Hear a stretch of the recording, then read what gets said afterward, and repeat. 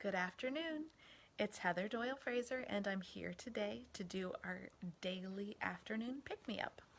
And I'm going to start today with a reading from my book, 40 Weeks, A Daily Journey of Inspiration and Abundance.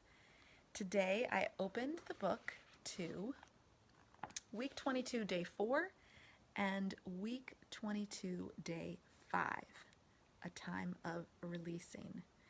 And I have to say, when I opened this up, it was perfect for me today. So I hope that it fits with you guys too. So week 22, day 4, choose your course. There are so many options available. We may not like all that are available, but there are still choices. That brings me immense hope. Then week 22, day 5. Your job is not to figure out the how and the why. Today, focus on just one thing: the committed right actions you need to take in order to move forward. What is your next step? I think for me, the reason this was so good today is because, one, knowing I have options always makes me feel better. And even if I don't like all the options, even if I don't like the choices, and I'm not talking about tons of choices, that's overwhelming to me, but when I have some choice, if I can choose, what am I going to do right now? Am I going to do this or am I going to do that? That feels hopeful. Whenever I feel like I am being forced and stuck and you must do this, I immediately want to try to find a loophole in terms of like, I have to do the dishes right now. But do I really? I think I'm going to take a walk and then I'll do the dishes. And really, when we're in this place of uncertainty that we find ourselves right now, and there are a lot of things that we're being asked to do, even if you can exercise your own choice in the no choice, it feels better. It feels hopeful. And connecting to that why, why am I doing this? Like, okay, we'll go back to the yucky dishes that I don't like to do. Why would I do the dishes? Because I do like a clean kitchen. So connecting back to that why. And I know these are trivial examples, but they're everyday examples that we are needing to live with right now. Even, things around, my business that I want to do in terms of I have these courses that I want to create and do some other things. And I myself am telling myself, Heather, we need to get moving on these things. And then I find myself crossing my arms and saying, but I don't want to right now. And so giving myself a little bit of choice, even when it's me telling me to do something, feels a little bit better. I know. This is my head, guys. I don't know what to tell you. And then the next reading, week 22, day 5, saying it's your job is not to figure out the how and the why. Sometimes it is, but to get there, it's hard sometimes to see that big, gigantic picture and then say, how do I get there? Well, really, it's by starting one little thing. It's by taking a really small step. It's by just this minute movement that we can make today.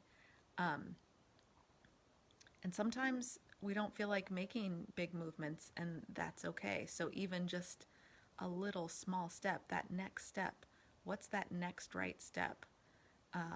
That's where it's at to get to where you want to go. So that's why that was really helpful for me today. I hope that you found it helpful. I'm also going to do a little reading from our book Freedom. I wrote this book with my husband, Chris. He's a therapist and works with teens and families and adults too, but he has a special knack for working with kids and families. And this little reading I'm going to do for you is in chapter 3, and it's called You Are Not Alone. And I'm doing this today because I think it's really important to remember that we're not alone right now. When we're feeling frustrated, when we're feeling down, when we're struggling, when we're feeling like nothing is right, we're not the only people feeling like this. We are not alone in this. And those are the types of feelings that stop you from taking that next right step, which was, the 40 weeks thing. That's how I was thinking about these things being connected. So when we know we're not alone, we can move forward. We can make choices. We can do those things because we're feeling supported by our community.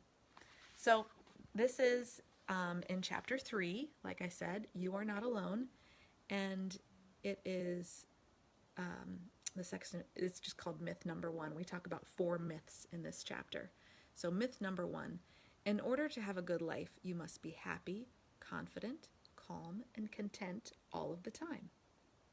We live in a culture in which people pretend they are happy, confident, and calm and content all the time. Just think about spending an entire day interacting with people and how many times you would be asked, how are you today?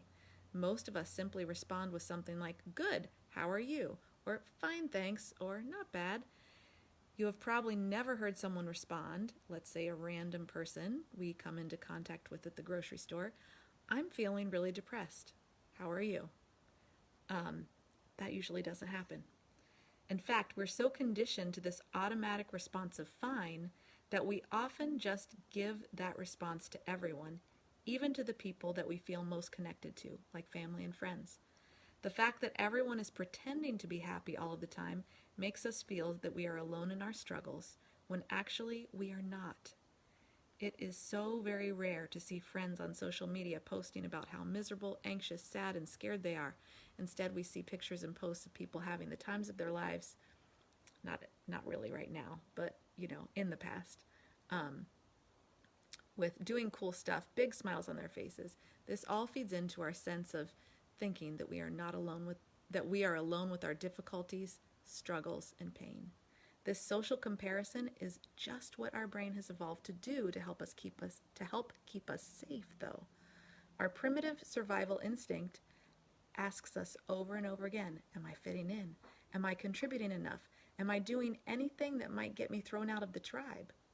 We all find ourselves doing this, and it's not our fault. It is just what our mind has evolved to do. It has evolved to keep us safe, which means not getting kicked out of our community. In some ways, modern life is even harder than ancient times because we no longer live in small groups. We live in enormous groups. The fact that we have phones that expose us to thousands of images and stories of people all over the planet ramps up our social comparison even more because now we are comparing ourselves to thousands of people rather than just a few, like our primitive ancestors. So that's just a little taste to remind you that our brains have kind of evolved to do this. And it's not our fault. And we aren't alone when we feel the struggles that we feel. We aren't alone when we feel like we don't know what way to turn or where to go next. We are in this together. I know I see that hashtag all the time right now, but we truly are.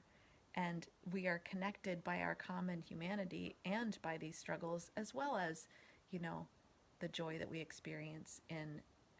may experience in an everyday life, just, enjoying nature or whatever it is around you. So I hope that this was a little pick-me-up for you today. It was just what I needed, so I hope it is helping with you. And I will see you again tomorrow. Have a good one. Bye.